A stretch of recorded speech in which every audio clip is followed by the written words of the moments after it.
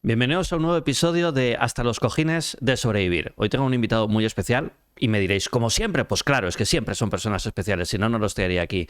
Tengo al doctor Oriol Lugo, doctor en psicología, y es una persona que ha pasado por ESINEC recientemente solo en el Rompiendo Esquemas y tenemos ahí pendiente que siga haciendo el resto del entrenamiento, pero me pareció alguien tan interesante que dije, quiero entrevistarte. Además, él me entrevistó en su podcast hace un tiempo, entonces se la debía y con todo el cariño del mundo. Oriol, ¿cómo estás? Muy bien, un placer estar aquí. De vuelta.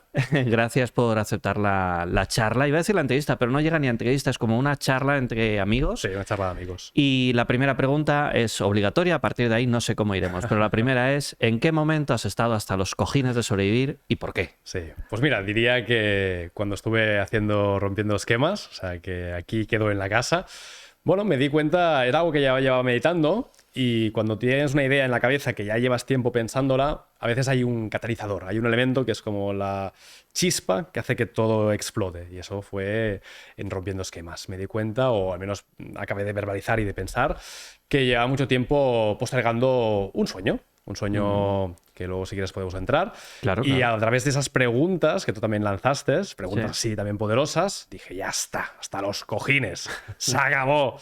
Y cuando tú verbalizas algo que estás muy cansado y además también hay gente que has compartido, aunque sea un momento muy cortito, pero has compartido también muchas emociones, yo creo que eso es la clave. Es la clave porque entonces te das cuenta de que lo que estás diciendo estás como de alguna forma haciendo magia, estás como afirmándolo, ¿no? Es como un hechizo que está diciendo, esto va a pasar y me comprometo a que pase. Tal cual. Totalmente de acuerdo contigo, porque además es que crear este podcast fue precisamente eso. Yo mismo hubo un momento en el que dije, estoy hasta los cojines de no darme a conocer. ¿Por qué, coño, llevo 18 años dedicándome a esto y no me he hecho conocido por miedo a la cámara o alguna tontería interna? Totalmente. Y fue en sala que además dije, venga, lo hago, y en un traspasando límites, que es el momento de cruzar, Sí. le dije, ¿sabes? Vamos a grabar el primer episodio. Y a Hecho. partir de ahí salió. Sí, O sea sí, que sí. te entiendo perfectamente. Bueno, ¿cuál es ese sueño?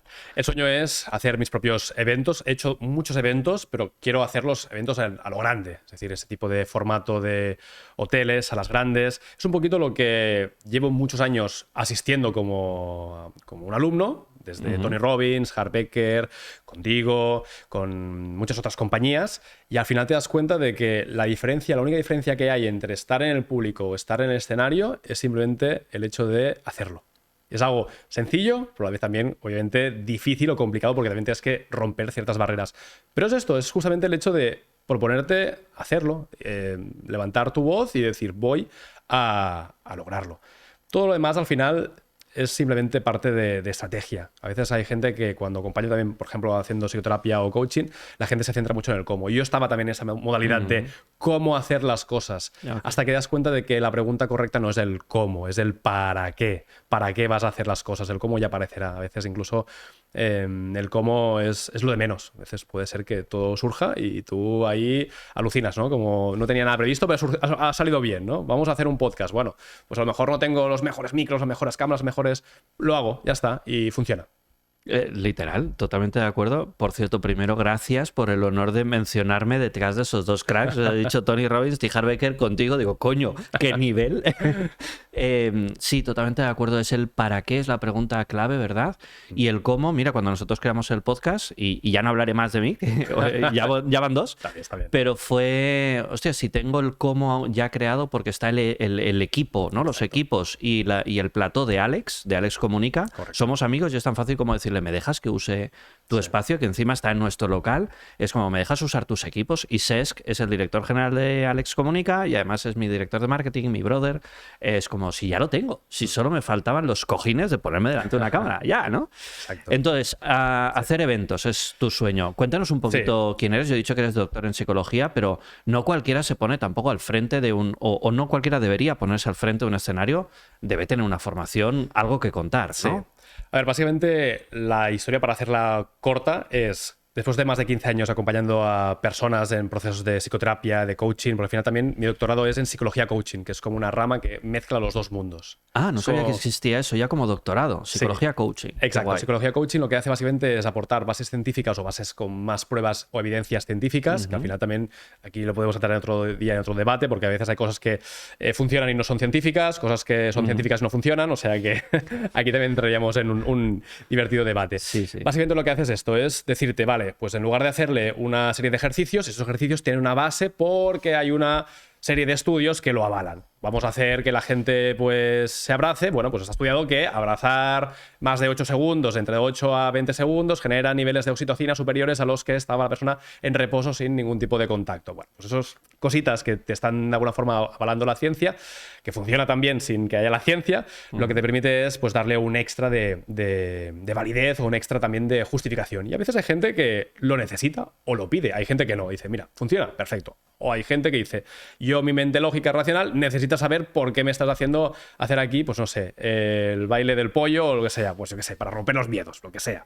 Entonces, básicamente, lo que me di cuenta es que las personas están mucho tiempo en consulta o en sesiones para que haya un momento, que es un día, para hacer el cambio. Ejemplo, hay personas que se tiran pues 5 años reflexionando sobre si llamar o no a su padre, su madre o a su hermano que llevan décadas sin hablarse.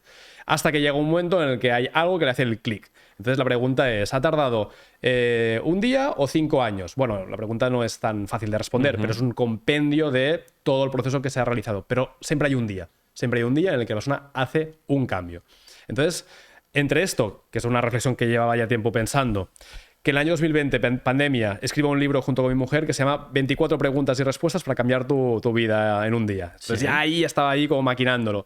Y luego hace unos meses me acabó también de volar la cabeza cuando me llamó un paciente, un cliente, y la pregunta fue, ¿en cuánto tiempo, en cuántas sesiones voy a estar superando un tema de miedos, de fobias?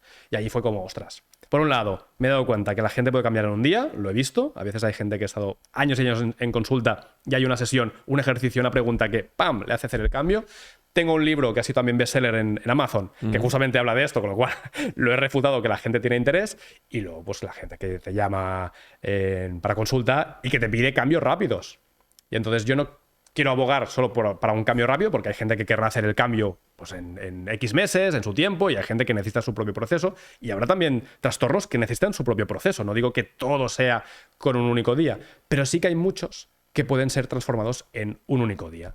Y entonces allí me planteé decir, ¿por qué no hacer un evento que sea solo un único día? Y ese es el gran sueño, ¿no? Un evento que sea a lo grande, con gente que esté comprometida con esa idea de poder cambiar su vida en un día. Me parece espectacular todo lo que acabas de decir y me parece espectacular que además lo digas tú, que eres doctor en psicología, porque hay muchas de las cosas que has dicho que yo siempre defiendo, pero yo soy economista, coach, no tengo ese título, ¿no?, de psicólogo como para estar autorizado, y a veces digo, es que hay cosas, y me gusta que hayas dicho que no siempre, no todos los casos, pero hay casos que a veces en terapias psicológicas se dilatan en el tiempo y a veces en un fin de semana aquí es como patada en el culo, tío. Correcto. Haz la puta llamada. Exacto. Y ya está. Exacto. Y cuando empoderas a la persona y se atreve a hacerlo, no hay mucho más. A veces no hay mucho más, ¿verdad? Es esto. Yo tengo asociado que el gran cambio, la gran transformación, que eso también es la idea del evento, va con la identidad. Me he dado cuenta que hay como capas, también se trabaja en programación neurolingüística, son los niveles lógicos de evolución o niveles lógicos de crecimiento, y el nivel más profundo siempre es la identidad, es decir, ¿quién es la persona? Si tú trabajas la superficie, pues los comportamientos, ¿no? Yo hago a veces, no sé, hago a veces malas acciones. Bueno, pues entonces tú puedes o decir que a veces haces malas acciones o puedes decirte soy una mala persona. Y al revés, yo a veces hago buenas acciones, soy altruista, soy solidario, o puedes decirte soy una persona altruista, solidaria, buena persona. Entonces, si tú trabajas la identidad, me he dado cuenta que es lo más profundo que puedes llegar a trabajar con una persona, que allí entraría también creencias, valores, pero sobre todo la identidad. Es decir, la idea de quién eres tú, cómo acabas la frase. Yo soy, y lo que venga ahí, que ahí se mezclan de todo, desde hábitos, desde creencias. Entonces, la idea o la propuesta es un evento donde todo esté enfocado en la identidad de la persona. Como si tú tienes una identidad X, esa identidad X se puede llegar a modificar. Y eso también es un tema muy polémico en psicología, porque en psicología la creencia que se plantea es que la personalidad no se puede cambiar. O sea, uno de los paradigmas, como todo, en la vida, a nivel científico, también había paradigmas científicos, no nos engañemos, en la psicología, por ejemplo, hace 40 años, no hace mucho, en los años 80, se consideraba aún en el manual, en el DSM, 70-80, que la homosexualidad era una enfermedad mental. Sabía que ibas a ir por ahí, ¿Sabías? porque si no lo iba a decir yo, ¿eh? Perfecto. O sea, hace 50 años me hubierais intentado curar. Exacto. Sí, terapia de conversión, que son horribles, son horripilantes, solo de pensar.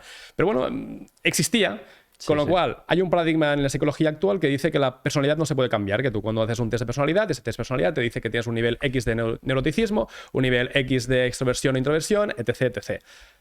Claro, esto al final es un paradigma que yo creo que se está quedando desactualizado. ¿Por qué? Porque la personalidad al final es un elemento que es muy profundo del propio sujeto, pero decir que no se puede modificar, hay gente muy purista que dirá, no, esto no se puede modificar. Y a lo mejor hay psicólogos un poco más abiertos de mente que te pueden decir, bueno, se puede pulir algunas cosas, pero bueno, sigue siendo algo muy, muy estático. Y yo, después de muchos años, claro, también aquí habría también de hacer más aportaciones científicas, obviamente, porque la gente al final me dirá, bueno, usted es doctor de aportaciones. Bueno, mi propia tesis doctoral lo que demostraba era que, y esto es lo que defendí también en mi tribunal, que pese a que el paradigma actual de la psicología es que la personalidad es muy, muy estática, que si tú eres muy introvertido, pues te vas a morir introvertido, pero mi investigación, que justamente se llevó a cabo haciendo un proceso de psicología y coaching en varias escuelas de Cataluña, en el profesorado, porque mi hipótesis era que mejorando también el rendimiento de los profesores también rendirían mejor en sus clases, y salió así, que habían mejorado también, obviamente. A ver si lo he entendido bien. Si rinden mejor los profesores, ¿rendirían mejor los alumnos? Exacto, habría un mejor trabajo porque los profesores habrían crecido, se habrían desarrollado en varias áreas, ¿no? O sea, no estás hablando del efecto Pygmalion. Estás hablando de que si los profesores también se lo ocurran... Un efecto real de entrenamiento. O sea, si tú como profesor pasas un proceso de psicología coaching, tú creces en algunas áreas como la autoeficacia, como también el deseo de control, es decir, áreas que están también vinculadas en tu mejora personal, por eso también es el enfoque del coaching o psicología coaching, y eso, a la larga, pues puede ser también que esa clase, ese entorno también tenga un mejor rendimiento. Es decir, al final la clase es un reflejo también del liderazgo del profesor-profesora. Y ahí sí que se vieron cambios en la forma de la propia persona. Claro, volvemos lo mismo. Los puristas dirán, bueno, es que a nivel de personalidad son pequeños rasgos que se han modificado. Bueno, yo vi gente que había cambiado muchísimo y hablando también con los propios psicólogos coaches que se habían transformado muchísimo. Pero aún así, que es una prueba científica, que está en mi tesis doctoral, pueden ponerlo en el Google y ahí lo demuestro y también lo defiendo. Y fue aceptado también así con el tribunal, por otros también doctores. Yo a nivel de consulta personal, y eso también a lo mejor tú también lo puedes corroborar, he visto gente pasar de una personalidad X a otra completamente distinta. Gente con muchísimas inseguridades, introversión, neuroticismo, ansiedad, preocupaciones, a otro tipo de personalidad completamente distinta. Y entonces simplemente lo que digo es, eso se puede cambiar, y lo que se puede también aquí añadir es en cuánto tiempo. No porque más rápido sea mejor, ojo, y quiero también destacarlo, sino porque simplemente es posible. Y el hecho de creer que tú puedes cambiar algo de forma más rápida, yo creo que hay mucha gente, solo por el efecto también de profecía autocumplida, de yo me lo creo y yo lo voy a vivir y lo experimento, le puede llegar a ayudar. Bueno, y porque la sociedad nos está llevando a eso, ¿no? Queremos todo rápido. También. Lo queremos todo para allá. Exacto. Entonces, si me dices que lo puedo arreglar en un día, correcto, o me dices que lo puedo arreglar en 3 años, dame el de un día. Claro. Sí, va por aquí la cosa. Hay gente que quiere cada vez cambios más rápidos y luego también el cambio más rápido también es posible. Y volvemos a lo mismo. Hay ahora psicólogos que se sentirán atacados y dirán, no, esto que está usted diciendo es una aberración, porque... Volvemos a lo mismo. No estoy diciendo que esto sea la panacea para todos. Estoy diciendo que esto existe. Hay gente que esto le puede funcionar y le funciona. No quiere decir que a todo el mundo le pueda llegar a funcionar, igual que también lo digo así a nivel de consulta. Nosotros en Owl Institute, la empresa que codirijo, somos expertos en neurociencias aplicadas al cambio, a neurociencias aplicadas a psicoterapia. Y utilizamos, por ejemplo, herramientas que lo que permiten es reprocesar traumas de forma muy ágil. Muy ágil pueden ser de entre 6 y 12 sesiones, que están muy bien en comparación a la psicología clásica convencional, que a lo mejor una fobia pues pueden ser superada o integrada, más que superada, integrada en 6 meses, 9 meses, que es lo que de alguna forma se hace en lo estándar la terapia cognitivo-conductual. Pero también es verdad que he tenido gente que en un único día ha superado una fobia. Claro. No quiere decir que todo el mundo supere fobias en un único día, ni que todo el mundo le vaya bien, ni que quiera ese proceso, pero existe.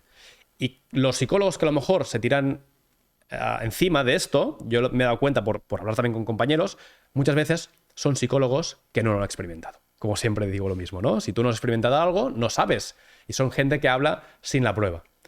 En mi doctorado, por ejemplo, yo tenía mis propios tutores, que eso sería para otro tema aparte y también tiene relación con el libro, que, por ejemplo, con el tema de las neurociencias aplicadas a la psicoterapia, hay una técnica que se llama EMDR. No sé si te suena. Me suena, sí. MDR trabaja básicamente con los movimientos oculares rápidos, que lo que hace básicamente es utilizar un mecanismo natural del cerebro, que es el de reprocesar el estrés de forma consciente para liberar pues, traumas, estrés postraumático, fobias, bueno, todo tipo de catástrofes que haya vivido la persona o de situaciones muy, muy difíciles. Esa terapia es de los años 80 y está plenamente demostrada científicamente, está reconocida por la OMS, es la terapia que se recomienda sobre todo para casos muy graves, atentados terroristas, catástrofes naturales, conflictos bélicos. Por ejemplo, nosotros trabajamos con los supervivientes de los atentados en las Ramblas, gente que pasó un calvario, y son técnicas muy rápidas. Pues, por ejemplo, hablando con mis tutores, los directores de tesis, ellos no creían en ese tipo de técnicas. Y yo pensando, es que no es cuestión de que tú creas o no creas, es que hay todo un método científico que lo avala, que está probado, que funciona, que la OMS misma, Organización Mundial de la Salud, lo reconoce. Pero aún así me decían que no creían en esto. Por eso yo digo que voy un paso más allá. No te estoy hablando de 6 o 12 sesiones, te estoy hablando de un único día. Sí. Entonces ya yo creo que esto ya le vuela la cabeza a todos los psicólogos que ya no creían ni que fuera posible entre 6 y 12. Claro. A esas personas sí. Yo lo conozco. Hay una técnica en PNL que te elimina una fobia en 15-20 minutos. Correcto. Entonces, pues, la he aplicado y como dices tú, no voy a decir que sirva con todo el mundo, pero a veces sí sirve y a veces le puedes ayudar a una persona en 15-20 minutos. Exacto. Pero bueno, esas personas que están cerradas, pues seguirán cerradas y ya está, no pasa nada. Que por cierto, el borrado rápido de fobias, que esa técnica se utiliza en PNL, hay una leyenda, lo voy a decir aquí porque obviamente esto no se ha acabado de confirmar del todo. Yo lo escuché de gente que estuvo en los momentos de fundación de esa terapia, de MDR, que dice básicamente que MDR se inspiró, y voy a decirlo así suavemente, en esta herramienta, porque si te fijas el mecanismo es bastante parecido. El borrador rápido de fobias, si lo explico muy rápido, hay un momento en el que la persona se imagina la escena como si estuviera en un cine y hay como una especie como de rebobinaje de hacia adelante, hacia atrás, hacia adelante, hacia atrás, hasta que la imagen pierda sentido. ¿Qué es lo que está haciendo esa persona? Está moviendo los ojos de derecha a la izquierda. Entonces lo que está haciendo es MDR. Claro. Lo único que el MDR lo plantea con un protocolo de 6-12 sesiones. ¿Por qué? Porque yo creo también que lo mejor decir que lo podías hacer en 15-20 minutos para la comunidad científica era una aberración, era como sacrilegio. Pero aún así, ya te digo, hay mucha gente que no cree en MDR. Que digo, es que no es cuestión de creer o no creer. Es como cuando la gente me dice, yo no creo en los psicólogos. Ostras, esta frase me encanta. Y yo siempre respondo, ostras, pues no sabía que éramos una religión.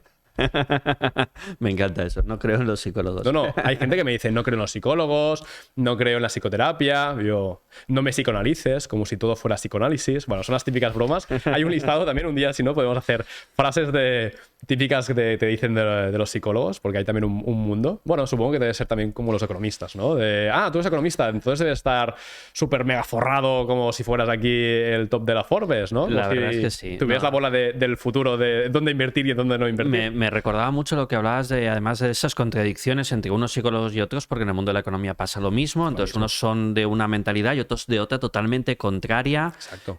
Recuerdo un profesor en la facultad hace muchos años, obviamente no te voy a decir quién era, porque la anécdota tiene tela, que nos contaba que le habían llamado a un periódico importante para escribir un artículo hablando de una política económica que se iba a implementar en el país, y su respuesta fue, vale, ¿lo quieres a favor o en contra? Ostras. O sea, es como, si me da igual, puedo justificarte Correcto. el que sí, puedo justificarte el que no. Sí.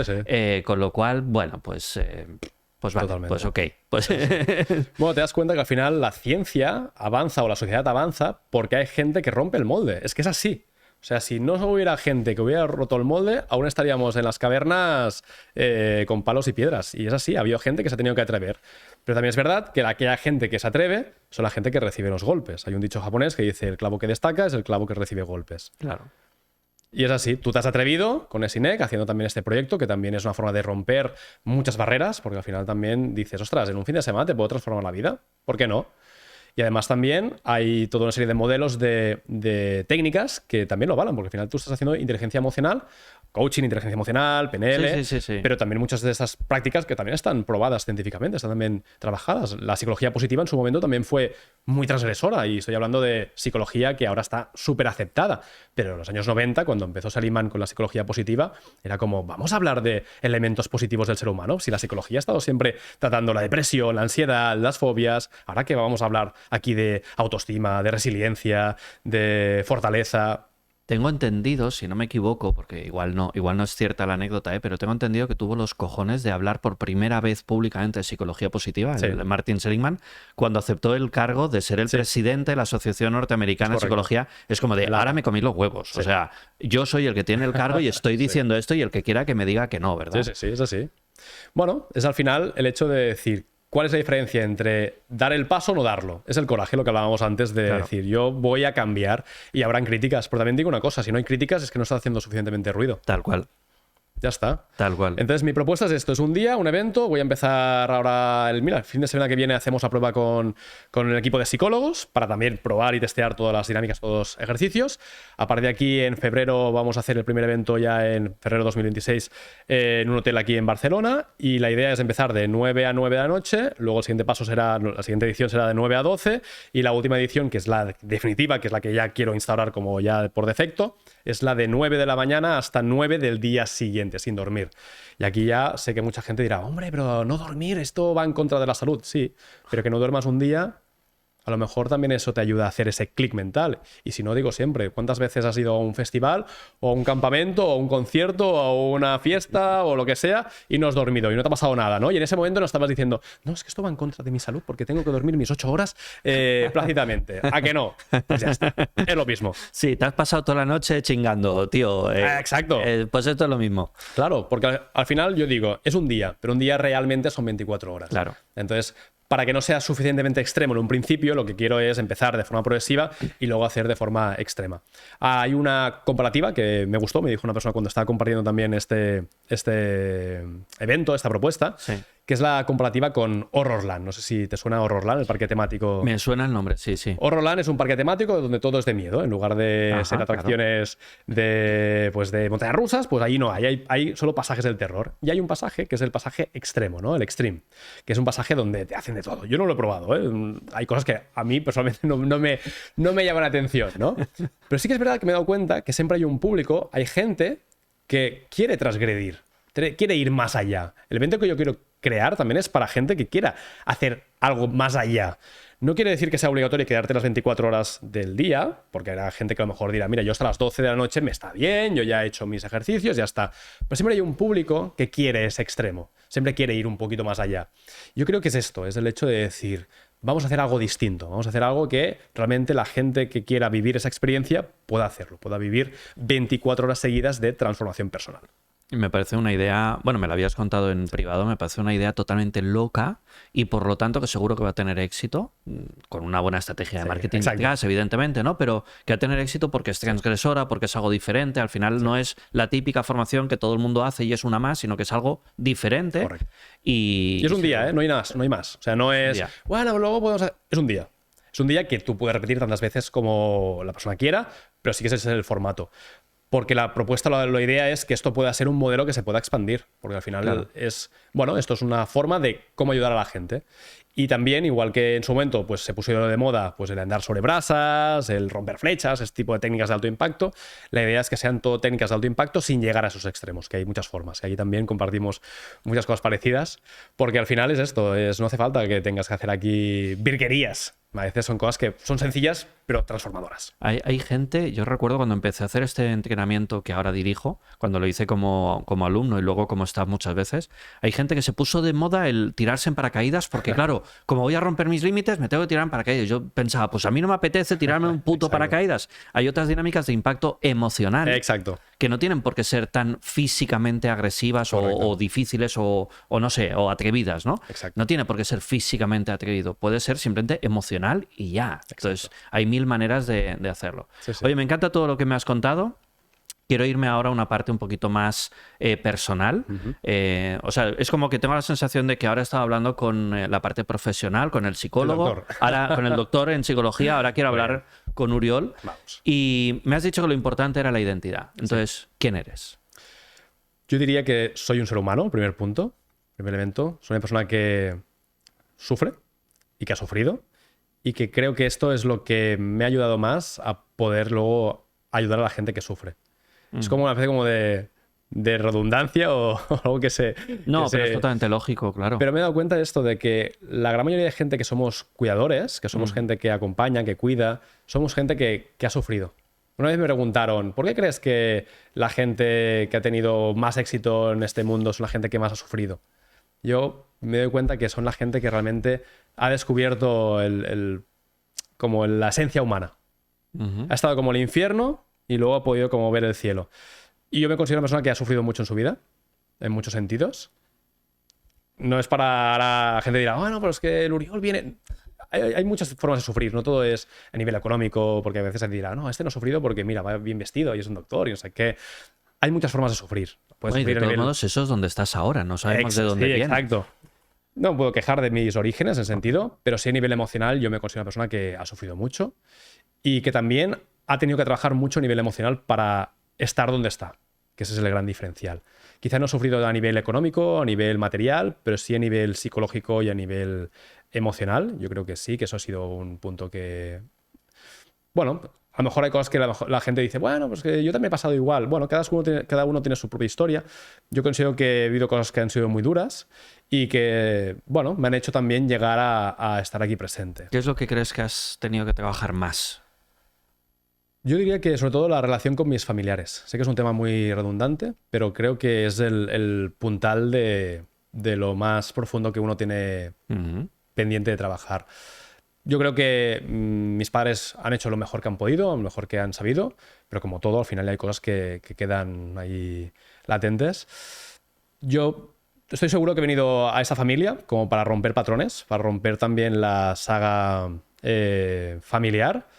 Hay una historia familiar mía donde los hombres yo creo que han tenido siempre muchos problemas con las mujeres. Han sido hombres que, bueno, que con las mujeres las han amado de una forma bastante tóxica, una forma que no era del todo sana.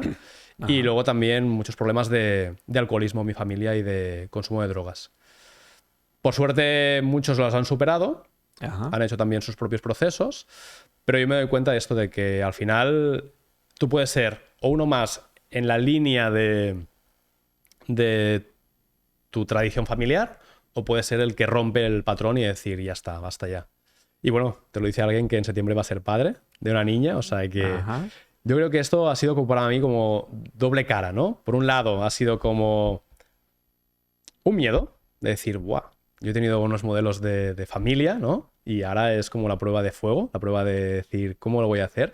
Y segundo, una ilusión también. Y yo creo que ahora me quedo más con la parte esta de la ilusión de decir, voy a ser otro tipo de padre, otro tipo de figura de cuidador. Tengo entendido, he escuchado por ahí, y quiero que me lo valides o me lo refutes, ¿no? Sí.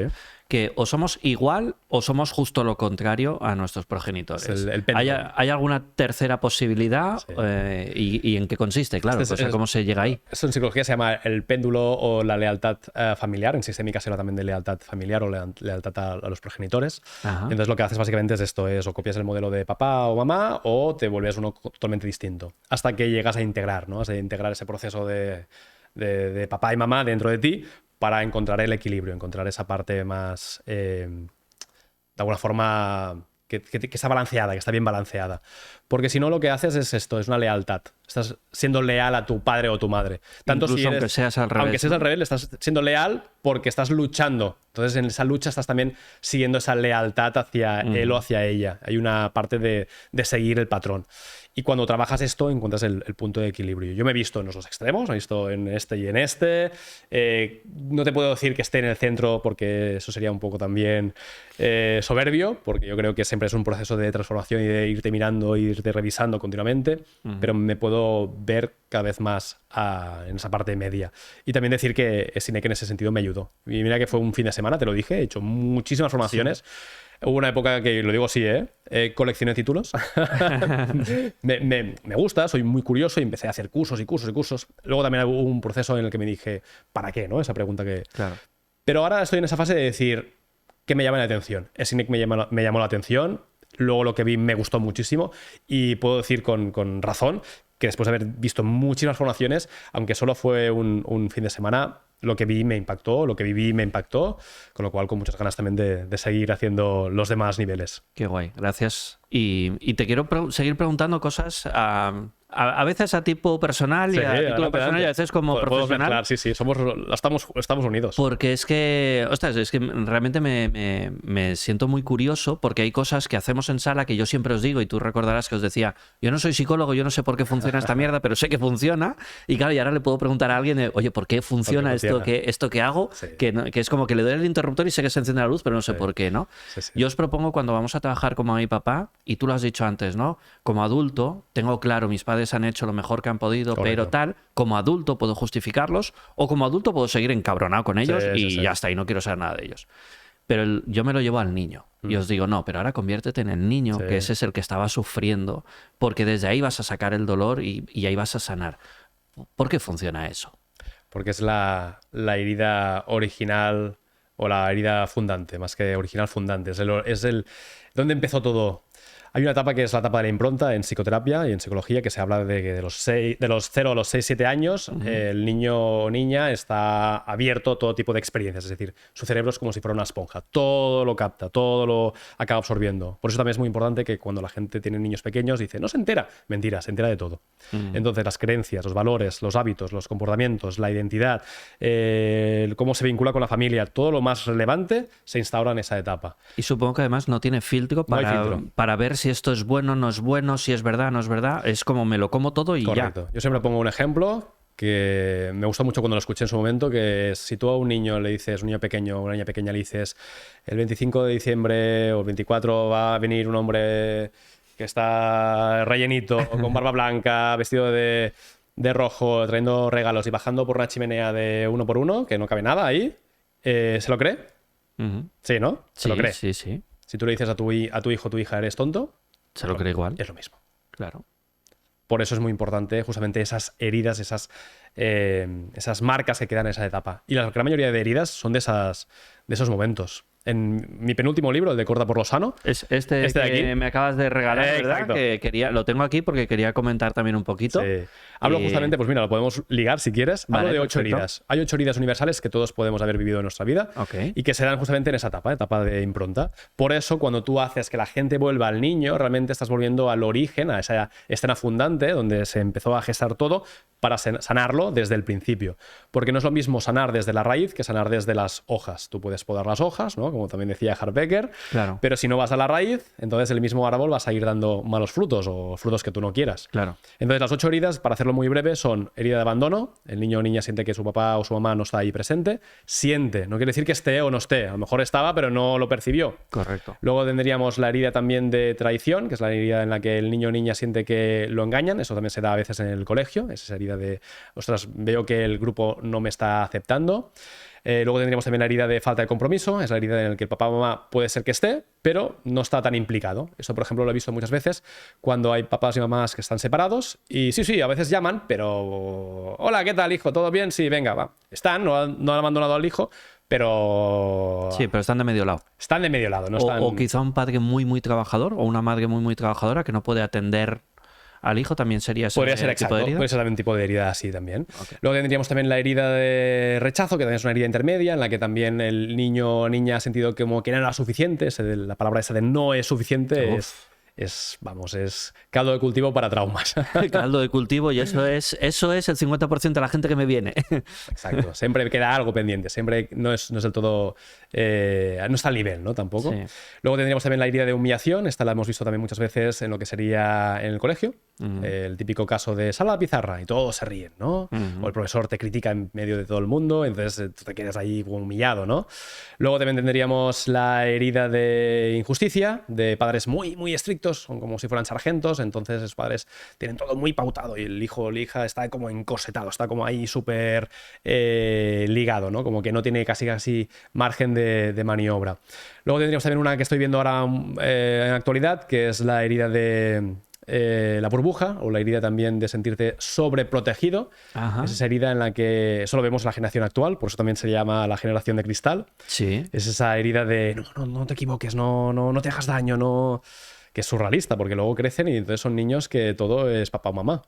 Tengo un amigo que está en recursos humanos y me ha contado la anécdota, que es surrealista, de entrevistas de trabajo ya creciditos y acompañando el padre o la madre a las oficinas. Que es en plan, ¿usted quién es? No, yo soy el padre de... Ya, pero usted no puede entrar. No, ya, pero venía... Esto no es el colegio. Esto no es el colegio. O sea que... Bueno, al final te das cuenta que todas esas heridas, la gran mayoría son de la etapa de la impronta. Y Claro. cuando tú has tenido una de estas heridas, esa herida que no has sanado se va prolongando a lo largo del tiempo. Y entonces son adultos, son gente pues con sus años entrados, pero que hay esa herida que hace que se activen como si fueran niños. Es como cuando a veces ves a alguien que dice, ostras, está con una rabieta, ¿no? Es el niño, está ahí en su Ajá. salsa. Y cuando quieres interactuar con esa persona, es muy difícil porque no está en la parte lógica, está en la parte emocional del niño. Claro, no puedes razonarlo con esa persona y ya, ¿no? Ok, por Correcto. eso nos vamos al niño para trabajarlo desde ahí para que pueda liberar el dolor, que al menos es lo que hacemos aquí, que pueda liberar el dolor y a partir de ahí lo trabajamos, pero con el niño. Porque Exacto. es que razonar con el adulto es, sí, yo sé. Además, hay mucha gente que me dice, yo ya he trabajado mucho con mis padres, yo ya los he perdonado. Vale, sí, siéntate, cierra los ojos y dame 20 minutos y vas a Sí, ver lo sí. que sale. Porque es esto, es como el proceso de crecimiento personal. Siempre te vas revisando, es un proceso de Claro. irte también. Hay un pequeño cuento que me contaron una vez también en un retiro budista, que me dijeron, mira, el ego al final es como un personaje que está en el piso de arriba. Y la gente que cree que es muy espiritual, por eso también digo siempre, ¿no? Que es soberbia. Cuando la gente dice, no, yo ya he llegado al nivel de iluminación, al nivel de sanar la relación con mis padres, lo que sea, ¿no? Es como que una casa, hay plantas, ¿no? Y tú subes a la planta superior, ¿no? Estoy ya iluminado. ¿Y qué hace el ego? Sube a una planta más. Claro. Entonces nunca lo alcanzas. Siempre hay otro nivel. Esto es lo mismo. Yo creo que por mucha terapia que hayas hecho, es un proceso. Es como, me gusta mucho también la metáfora del gimnasio. Tú puedes ir al gimnasio, sé que estabas haciendo gimnasio, estabas Sí. ahí entrenando, pero siempre hay un punto en el que si no entrenas, el músculo pierde. Claro. Esto es lo mismo. O sea, la gente que diga, yo he hecho un proceso de psicoterapia y he sanado la relación con mi padre, eso es mentira. Siempre va a haber trabajo. ¿Por qué? Porque tú como persona vas a cambiar. Y a lo mejor tú dices, no, yo estoy fantástico con mi padre. No, siempre hay cosas. Estuve haciendo el Warrior Camp, el Warrior Enlightenment Camp, que es un campamento de Success Resorts, y había un punto en el que estábamos con un chamán mexicano, y íbamos a hacer una especie como de ritual, una serie como de círculo de fuego para también quemar y soltar también cosas. Y había gente que decía, no, yo he trabajado mucho, no tengo ningún problema. Entonces me gustó mucho el chamán porque les lanzó una pregunta muy sencilla. Les dijo, ¿cuándo fue la última vez que te molestaste por alguna cosa? Y eso que te molestó, estuviste más de 10 minutos dándole vueltas. Y todos los que habían dicho que habían trabajado todo, dijeron tonterías, ¿no? Pero no son tonterías, ¿no? Dijeron, pues el otro día no sé cuántos. Ahí hay algo. Ahí hay algo y todos tenemos algo para trabajar. Claro. Claro. Oye, ¿y por qué corta por lo sano? ¿A qué se refiere este título? Porque claro, me has dicho hay 8 heridas, Sí. pero ahora corta por lo sano. Corta por sano es el último paso. Cuando ya no puedes hacer nada más, lo único que nos queda es cortar, ¿cómo? Como liberarte de esa relación. Pero fíjate, la gente se lo toma como que es lo primero que tiene que hacer. Pues no me cae bien, lo corto. toma por No, culo. es al revés. Es decir, hay un proceso en el que cuando hablamos de relaciones, yo primero de todo no digo que sean personas tóxicas. Yo digo que las personas tóxicas no existen. Y aquí la gente se queda como, ¿qué? Pues yo conozco 30, conozco 50. No. Me parece muy bien. Tú conoces o gente que tiene trastornos psicológicos, y deberíamos empezar a poner los nombres y concretos, nombres y apellidos. Claro. O sea, esa persona tiene un trastorno de personalidad, narcisista, tiene un trastorno de personalidad, antisocial, y aquí entraría pues la psicopatía, sociopatía, lo que sea. Pero no es tóxico, porque el problema también de hablar que la gente es tóxica o de decir que la gente es tóxica es básicamente decir que es como si fuera una pequeña etiqueta, es como la psicología pop. No, esto vamos a decirlo de forma clara y directa. Esa persona está enferma, tiene un trastorno. Claro, O- estaba pensando en esa palabra, en enfermo, ¿no? Es como decir que una persona tiene cáncer es tóxica. Claro, Pero no tiene cáncer, tiene una enfermedad. Pues este tiene otra enfermedad. Exacto. Es como cuando la gente dice, es que este es un poco bipolar. Esto lo dicen mucho los jóvenes, ¿no? Este es un Sí. poco bipolar. No. El trastorno de bipolaridad es un trastorno serio. Esta Sí. persona lo que tiene es indecisión, es indecisa, punto, ya está. O esto me da ansiedad. No, esto no te da ansiedad. O sea, ansiedad es un trastorno. Bueno, estamos en Bueno, esta... todo el mundo es psicólogo, igual que todo el mundo es entrenador de fútbol y todo el mundo es economista. Exacto, sí, sí. Tú Todo el mundo es preguntas psicólogo. lo mismo, exacto. O te dicen, yo soy un poco psicólogo yo. Bueno, pues nada, cuando vayas al doctor a que te operen y te abran, pide el que es un poco doctor, ¿eh? El doctor entero no, el un poco doctor. Un poco cirujano. Un poco cirujano solo. Entonces, básicamente, lo que digo es que esto son gente que está con trastornos psicológicos o gente que está herida. O los dos también pueden coincidir. Entonces, la gran mayoría de personas son gente que está herida. Y entonces, la gente que está herida normalmente hace daño. Claro. Es la metáfora del zorrillo, tú vas por el bosque, no sé si te gusta la montaña o dar... Sí, tanto. Sabes que vivo en Troncedo, en un pueblecito, pueblecito, pequeñito. claro. O sea, sí, sí, claro. Pues claro. la típica escena de vas por la montaña y empiezas a escuchar un pequeño zorrito, te acercas y ves que tiene la patita atrapada en unos árboles o unas rocas. Entonces, esto lo hago muchas veces en conferencias, le digo a la gente, ¿cuántos de aquí los presentes os lanzaríais a sacarle la patita al zorrito? Y todo el mundo, sí, yo. Pues cuidado. Entonces les digo, ¿sabéis que os llevaríais de ese zorrito? Y la gente, un abrazo, ¿no? Un besito. Sí, Y yo, claro. sí. Una mordedura con posible rabia. Sí, claro. Esto es lo mismo con el tema de la gente que etiquetamos como tóxica. No, son gente herida. La gente herida hace daño. Por eso el primer punto es aprender a identificar cuál es tu parte de responsabilidad con las relaciones. Tú eres responsable de esa relación. No, es que esa persona me hizo daño, ya, pero tú estabas en esa relación. Y allí también te enseño a hacer técnicas de autodefensa para protegerte. Yo soy cinturón negro en judo y lo que digo es que igual que puede ser Ok. cinturón negro en cualquier arte marcial, también puede serlo en artes marciales emocionales. O sea, que no te referías a darle 2 hostias, ¿no? Claro. Vale. Es que de repente has dicho cinturón negro en judo, digo, espérate, a defenderte y la metáfora es A defenderte igual que... emocionalmente, exacto. Claro, claro. Tú puedes aprender herramientas para que tú, delante de una persona que te está atacando, verbalmente o psicológicamente, tú puedas darle la vuelta a esa energía. Entonces, lo mismo, tú puedes hacer judo emocional o tai chi de las emociones. Es coger esa energía y darle la vuelta. Hay técnicas, por ejemplo, como el disco rayado, que es una de las que hablo en el libro, hay más de 7 técnicas, que básicamente es repetir siempre lo mismo. Es que tú eres no sé cuántos y tú repites simplemente lo que tú digas. No, porque no sé cuántos. Lo que tú digas, lo que tú digas, lo que tú digas, lo que tú digas. No estás entrando en conflicto. No, al final se cansa. Se cansa, ya está. Entonces es lo mismo que el judo. Tú tomas la energía del otro y la canalizas para que no te haga daño. Pero hay que aprenderlo. Ok. Y entonces decías que el último paso, ya la última posibilidad es cuando he probado esto Claro. y no, entonces ahí es corta por los Claro, porque sano. cuando tú estás en una relación en que es un combate continuo, en que tienes que estar aplicando herramientas para protegerte y herramientas para estar a la defensiva y estar no gastando energía, es como si yo dijera, ¿te gustaría vivir en un entorno donde tienes que hacer llaves de judo o de kung fu continuamente? Dirías, no, qué cansado. O sea, lo utilizo para defenderme, pero si tengo que estar continuamente en mi vida defendiéndome, eso quiere decir que a lo mejor el entorno no es el sano, no es el correcto. Y entonces aquí el último punto es cortar por lo sano, que es despedirse, pero también es un proceso también de despedirse, de poder poner distancia. O sea, no es adiós. Has requerido, iba a decir has tenido que, pero no tenemos que nada. ¿Has requerido utilizar tú en tu vida personal este corta por lo sano en Muchísimo. algún momento? Es que el libro lo escribí para mí. Cuando la gente dice, he escrito este libro para la comunidad, mentira. Todos los libros, o el 99% de los libros, siempre son algo que el autor necesitó en su momento y que aprendió para que de alguna forma alguien que lo lea no tenga que pasar por ello o al menos tenga herramientas para pasarlo por ello. Sí, sí. Yo soy, aquí relato 3 historias de relaciones tóxicas. Yo soy un campeón de las relaciones tóxicas. ¿Pero por qué? Porque yo también tenía parte de lo que llamaría la gente toxicidad. Tenía mis heridas. Claro, claro. Entonces, hasta que no sanas tus heridas, no te das cuenta de que tú estás entrando en ese tipo de dinámicas. Porque las relaciones tóxicas, lo explico así, es como un puzzle. Tengo una pieza que es así y tengo una pieza que es así. Encajan perfectamente. Pero si tú esta pieza la desmontas o la sanas, ya no encaja. Es así. ¿Por qué la gente entra en una relación tóxica? Porque ellos tienen unas heridas que se complementan con otras heridas. Pongo un ejemplo muy clásico. Herida de abandono. Yo tengo miedo que me abandonen, no quiero que me abandonen, porque viví algo con mi papá o con mi mamá que me abandonaron, o sentí que me abandonaban. ¿Qué hago? Me junto con alguien que tiene la herida de injusticia, que todo el mundo tiene que ser justo, porque si te sales de la raya, que es una relación perfecta, perfectamente tóxica. Claro, claro. ¿Por qué? Porque esa persona que no quiere que la abandonen se va a pegar al que es súper justo, súper estricto, y esa persona súper justa, súper estricto, va a hacer que el que no quiere que la abandonen vaya como un palo recto. Claro. Entonces ahí pues hay una relación que es tóxica porque ninguno de los dos realmente se está sintiendo satisfecho. Se están complementando, pero de una forma que no es sana. Qué guay. Qué interesante lo que me cuentas. Y Me gusta que digas, pues eso, yo he vivido esto, he requerido utilizar... ¿te ha salido bien alguna vez alguna de las otras estrategias sin tener que llegar al corta por lo sano? Sí, en algunas ocasiones sí. Pero también es verdad que muchas veces las otras personas son las que también pueden cortar la relación. Ah, ok. Entonces tú puedes poner defensas o límites, pero a lo mejor la otra parte ya ha cortado también la relación. Siempre el final es...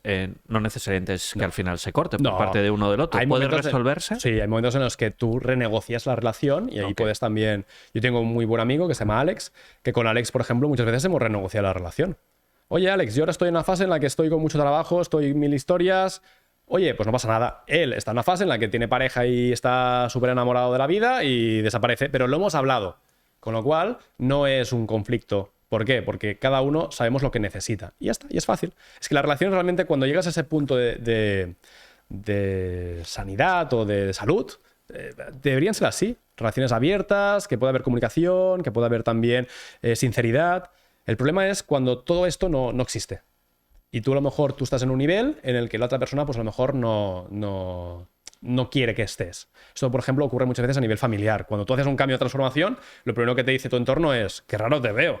Sí. Has cambiado mucho. Es la típica... Te has metido en una secta. Te has metido en una secta, ¿no? Eso supongo que Sí. se lo dicen a los alumnos de SINEC, ¿no? Claro. ¿Pero por qué? Porque al final hay miedo detrás. Cuando tú estás en un entorno, en un sistema familiar o de amigos o lo que sea, tú lo que buscas es seguridad. Entonces, cuando hay alguien del sistema que se sale o que cambia o se transforma, lo que te da miedo es perder a esa persona. Por eso la atacas. Yo tengo amigos, por ejemplo, y puedo decir amigos porque es algo que estamos ahí trabajando, ¿no? No he cortado por lo sano, estamos trabajando. Que yo volviendo, por ejemplo, de ver a Tony Robbins, lo primero que dije es, oye, ya estoy aquí de vuelta, vengo de Inglaterra, no sé cuántos, qué bien. Pero ¿esto no es una secta? Yo, tío, o sea, acabo de venir de algo que para mí es muy importante. Y lo primero que me sueltas es esto. Es como si yo te dijera, acabas de venir a un concierto de ver los, yo qué sé, los Imagine Dragons o el concierto que te guste a ti o el Bad Bunny, ¿vale? Con todos los respetos. Sí. Y yo diga, Bad Bunny es una mierda. Oye, si yo sé que a ti te gusta, no te voy a decir, es una mierda, pero tal cual. Y eso a mí, por ejemplo, me hizo replantear, ¿no? De decir, ¿por qué esa persona hace lo que hace? Por miedo. Porque piensa, si este crece mucho y se desmarca, entonces lo voy a perder como amigo. Y llega un punto en el que a veces puedes hacer charlas y conversaciones y lo dejas claro, y hay momentos en los que a lo mejor pues tú ya has puesto la carne en el asador, la otra persona no ha pillado el mensaje, lo has hablado, no ha pillado el mensaje, y llega un punto en el que dices, mira, no cortas, pero a lo mejor pones cierta distancia, que es lo que también hablamos en el libro. Hay como grados también de separación. Hablo de 3 límites muy sencillos. Límite de tiempo, dedicas menos tiempo a esa persona. Claro. Límite de espacio, no coincides tanto. Puedes hacer llamadas, mensajes, pero no coincides tanto. Y el último es límite de energía. Y el límite de energía es, puedes estar con esa persona, pero no estás con la misma energía, no estás ahí, haces un café, ay, ¿qué tal? Muy bien, todo bien. Fuera.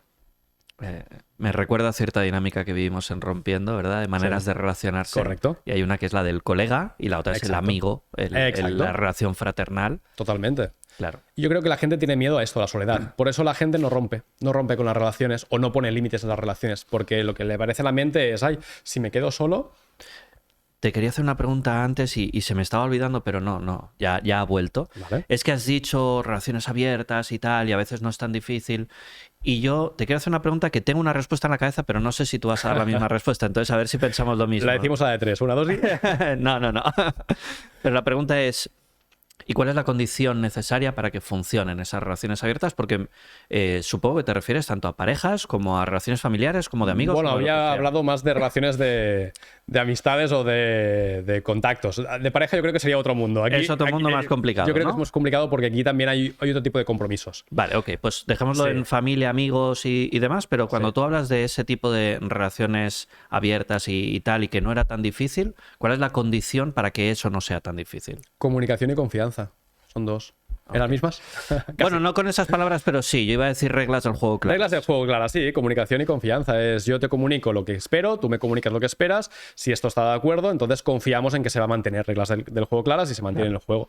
Relaciones abiertas en sentido de amistad, básicamente es que no haya ese punto de dependencia. Eso muchas veces ocurre en la adolescencia, ¿no? De decir, es mi amigo. Y entonces, ¿qué ocurre? Que cuando ese amigo se va con otro grupo de amigos, es como, no, este es mi grupo de amigos. Yo soy el primero que siempre ha hecho cruces de amigos. De, oye, ostras, Manu, tengo un amigo que, ostras, le iría de coña a Sinek. Venga, voy a probar Sinek, ¿sabes? No hay y problema. que ahora esos dos se hacen más amigos que contigo, ¿qué pasa? Exacto, cosas de estas. O grupos amigos. Yo, por ejemplo, he tenido experiencias de grupos amigos que se han creado, se han formado, se han disuelto, se han vuelto a rejuntar. Bueno, esto es parte de la madurez, de darte cuenta de que al final las relaciones evolucionan. Una metáfora que también me encanta es la del tren o el autobús, ¿no? El tren o el autobús es como la vida, tú te subes y vas con gente. Y esa gente hay momentos en los que se suben, se bajan, se vuelven a subir, gente que no vas a volver a ver. Es parte de la vida. Pero siempre hay un elemento en común, que es el hecho de aprender a estar solo o sola. Yo creo que ha sido para mí el gran aprendizaje vital y creo que esto lo aprendí muy joven. También sufrí muy de joven esto, Claro. pero a la par me ayudó también a desapegarme tanto de esto. De decir, es que yo tengo la sensación de que puedo estar tranquilamente solo y tolero bien el sentirme solo. He viajado de mochilero por Europa solo, me he ido al cine solo. Hay gente que tiene pánico a irse al cine solo. Es que además estaba mal visto hasta hace poco. Comer en un restaurante solo. Sí. Yo a veces me he ido a hacer actividades solo. Bueno, es algo que la gente alucina porque dice, hostia, es que yo nunca en mi vida. Bueno, pero porque son niveles distintos de conciencia. No es ni mejor ni peor. Es como darte cuenta que tú puedes tener un amigo de otra nacionalidad. Esto que la gente dice, bueno, esto lo veo, esto no es normal. Bueno, hace 50 o 60 años, a lo mejor no era tan normal que tú tuvieras un amigo que estaba en otra punta del mundo, porque la logística a lo mejor no lo permitía. Pero la gente no se movía de su pueblo. Tal cual. Oye, me parece súper guay todo lo que nos estás contando y creo que voy a aprovechar ya ahora mismo para invitarte a que vuelvas a venir dentro de no mucho tiempo porque creo que... Bueno, antes y el después, ¿no? Sí. De los siguientes niveles. Eso la verdad es que sí que lo había pensado también. Pero ya no solo por lo personal, sino porque considero que estoy aprendiendo un montón y espero que la audiencia también, así que suscribiros si os está gustando, que no lo había dicho. Te voy a hacer la pregunta que Cesc siempre me dice que no haga. Cesc, que es nuestro productor y que es mi socio aquí. Muy bien. Y siempre me dice que no haga porque la gente se queda muy parada, pero es que creo que es importante y es... ¿Hay algo que no quieras levantarte de aquí y acabar la entrevista sin haber dicho? ¿Hay algo que creas que nos dejamos en el tintero y que digas, hostia, Manu, no cerramos hasta que yo no cuente esto? Yo diría que al final esto, no sé, es la conclusión que he llegado también desde hace un tiempo, pero que ahora cada vez voy como afirmando más. Creo que al final es un tema de miedos. O sea, es un tema de cuántos miedos eres capaz de superar en tu vida. O sea, hay un miedo que es el universal, es el te vas a morir. Una vez cruzas esto, todos los demás miedos son pruebas que tú puedes ir haciendo a lo largo de tu vida y que, mi entender, creo que los niveles de conciencia, no sé, es mi hipótesis, Sí. va en relación al nivel de miedo que puedes llegar a tolerar. El nivel de conciencia al que llegas está en base al nivel de miedo que puedes tolerar. Que puedes llegar a superar o integrar o como quieran llamarlo. Hay gente que el miedo se lo come, con lo cual su nivel de conciencia está cerradito, está como en su zona de confort, y gente yo creo que es capaz de trascender todo tipo de miedos. Y yo creo que es, bueno, los grandes avatares de la historia, un Jesús, un Buda, Ajá, sí. son gente que les ha dado igual que los mataran. Pues les ha dado igual. Han sufrido como seres humanos, Sí. pero llegó a un extremo en el que, y si te fijas, los grandes referentes que tenemos a nivel social son gente que lo posan todo. Por ejemplo, Elon Musk, te gustará más o menos, y tiene su punto también de análisis psicológico y daría. Sí. Es un tío que va al rojo o al negro. Al 100. Va al rojo o fuego. al negro, exacto. No sé, los atletas olímpicos van al rojo o al negro. No, es todo o nada. Es todo o nada. Es miedo, al final, lo que te está frenando. Miedo a que me arruine, miedo a que no me quieran, miedo a que me maten, miedo a que me muera, miedo a que... Una vez cruzas esto, es mi última reflexión y yo estoy desde hace un tiempo en esta línea, de hacerme una lista de miedos, ya lo había hecho en el pasado, pero lo retomé de lista de miedos y decir, venga, vamos a hacerlo. ¿Y se puede vencer el miedo? ¿Se puede hacer que no tengas miedo? ¿Es bueno hacer que no tengas miedo? Yo creo que no es tanto un tema de no tenerlo, sino de gestionarlo, de aprender a afrontarlo. Obviamente también hay un punto también de temeridad, que aquí también yo creo que por responsabilidad también como profesional de la salud también tengo que decirlo, que no hace falta que la gente se tire de puenting sin cuerda ni que haga locuras, ¿vale? En ese sentido. De hecho, no lo hagáis. No lo hagáis. Siempre que lo hagáis con cuerda, importante, el puenting va con cuerda, no sin cuerda. Y medida. Y medida y bien hecha. Pero es esto, al final, es el punto de decir cuáles son tus miedos y hasta dónde estás dispuesto a afrontarlos. Y yo me he dado cuenta que es un tema de ir avanzando, como si fuera un videojuego. Ajá. Avanzas al siguiente nivel y el siguiente nivel son otros miedos y al siguiente nivel son otros miedos. Y yo, por ejemplo, ahora estoy en una fase en la que lo tengo que reconocer, lo digo también aquí en público. He estado cagado y hay una parte de mí que sigue cagada con la idea de paternidad. Me da miedo, hay un punto de miedo, es una responsabilidad, pero también sé que es algo que que tiene fecha de caducidad. ¿Por qué? Porque hay un punto en el que te ves ahí... Va a pasar. Y va a pasar, ya está, y lo tienes. Entonces llega un momento que dices... Y a lo mejor hay gente que dice, ostras, Oriol, pues esto no da miedo. Bueno, cada uno en su nivel. Pero es el rango de miedos que tú puedes llegar a asumir. Otra lección, hablando también... Hice una formación hace también un tiempo con empresarios y me junté con un empresario que tenía mucho dinero y que había estado con gente muy rica. Pero muy rica, me decir, de cientos de millones. O sea, no tengo 1 millón, no, cientos de millones. Y me lo decía así de claramente, me decía, Oriol, esta gente tiene algo distinto en el cerebro.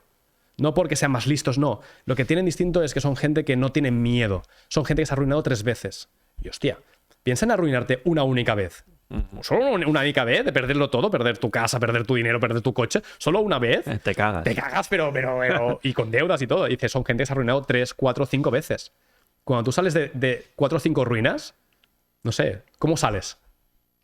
Bueno, supongo que inmunizado, ¿no? Sales, o sea, la pero próxima es, bueno, vale, ya me lo conozco. Sales, pero dices, no me da nada de miedo de ganar millones o de hacer lo que sea. Es así. Ok. Pues perfecto. Entonces lo dejamos ahí en que el nivel de tolerancia al miedo es la clave y con ese matiz de no estamos invitando a la gente a hacer el imbécil. Exacto. Porque a veces... Con cabeza, por favor. Hay gente en el sector que dice, mañana despida a tu jefe. Digo, bueno, espérate, pero ¿tienes para comer el mes que viene o no? O sea, una cosa es irrazonable, otra es irresponsable. Se puede hacer un plan al final. Claro. Tú puedes afrontar tu miedo con un plan. Es lo que hablamos. Si te vas a hacer puenting, mira bien la cuerda, mira bien el puente, mira bien quién te va a sujetar y luego hazlo. Pero has hecho todos los pasos para que sea seguro. Genial. Oriol, gracias por aceptar esta entrevista, gracias por estar aquí, por todo lo que vamos a empezar a caminar juntos, no solamente en la formación, sino que creo que vamos a colaborar. Y Muchas es algo que gracias. ya hemos hablado y tengo muchas ganas.